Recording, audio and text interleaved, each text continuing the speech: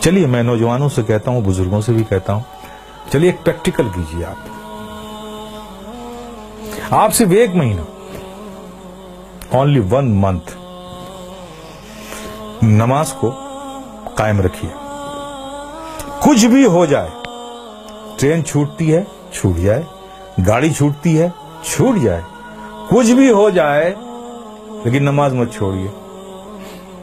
میں پریکٹیکل بات کر رہا ہوں. 1 مہینہ اس پر قائم رہیے، پھر 1 مہینے کے بعد نماز خود ہی آپ کو نہیں چھوڑے گی. آپ کر کے تو دیکھو یار، کر کے تو دیکھو میرے پیارے، پھر دیکھو کیا لطف آتا ہے. آج تمہیں سایہ بھی ڈرا رہا ہے نا، سایہ سے بھی ڈر لگ رہا ہے نا. نماز کو اپنے سینوں سے لگا دو. خدا کی قسم ظلم و تشدد کی کیسی ہوئی آندھیاں بھی چلیں گی نا، اس سے بھی خوف نہیں آئے گا تمہیں. جو بندہ 5 وقت اپنے رب کی بارگاہ میں حاضر رہتا ہو.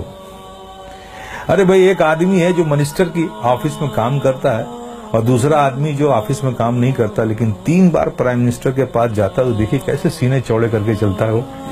اس کا آنا جانا پی ایم کے ہوا آفس میں ہے. دیکھیے اس سے لوگ ملتے ہیں، صاحب یہ پی ایم کیا ہے، اس سے پی ایم سے تعلقات ہے، پی ایم کے یہاں آ جاتا ہے، ہمارے پریزیڈنٹ سے اس کے تعلق. دیکھیے کتنا بے خوف گھومتا ہے اس ملک میں. اور تم، اللہ نے کتنا فضل فرمایا کہ 5 وقت تمہیں یہ سعادت نصیب کرتا ہے. میرے بندو آؤ میری بارگاہ میں. جب تم کھڑے ہوتے ہو تو میں تمہیں دیکھتا ہوں، تمہاری عبادت. اور ایسی حالت میں کھڑے ہوتے ہو، ایسی حالت میں کھڑے ہوتے ہو، چونکہ میں دیکھوں گا نا، تو میں جسے دیکھوں اس کی حالت بھی تو ویسی ہو.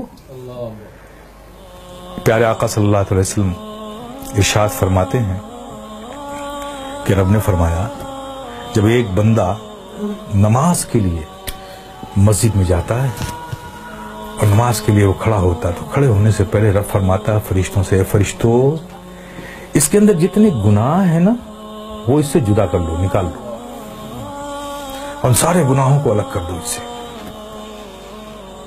فرشتے اس کے سارے گناہ نکال لیتے ہیں. اب بتائیے سارے گناہ نکل گئے اور آپ نماز میں کھڑے ہو گئے، اللہ اکبر، اور رب کی توجہ آپ پر، رب آپ کو دیکھ رہا ہے، آپ اس کی عبادت میں کھڑے، گناہوں سے خالی ہو گئے. آپ سوچئے اب نماز ادا کر رہے ہیں صدق دل سے، میاں ان حماد کے ساتھ، رب کے ذکر میں، اس کی یادوں میں مستغرق ہو کے آپ جو بھی دعا مانگو، گناہ الگ کر لیے گئے، عبادت میں ہو، رب کی بارگاہ میں ہو، دعا قبول نہ ہو. لیکن دیکھیے ہماری مادیت کا اثر دیکھیے کہ وہاں بھی ہمارا ذہن بھٹکتا رہتا ہے. آپ سمجھ رہے ہو نا. پھر اس کے بعد کیا ہوتا ہے، جب وہ بندہ نماز سے فارغ ہوتا ہے، کتنی بڑی نعمت ہے آپ سوچو. نماز سے فارغ ہوتا ہے تو فرشتے پوچھتے ہیں، مولا وہ جو نماز سے پڑھنے سے پہلے اس کے گناہ الگ کیے تھے، وہ جو سب رکھے گئے ہیں الگ، اس سے یہ نماز سے فارغ ہو گیا، اب اس کا کیا کروں، اب اس کا کیا کروں. تو رب فرماتا ہے جب تم نے الگ کر لیا ہے تو الگ ہی رہنے دو. آئے ہے، کتنی بڑی نعمت سے ہم محروم ہو رہے ہیں خدا کی قسم ہے.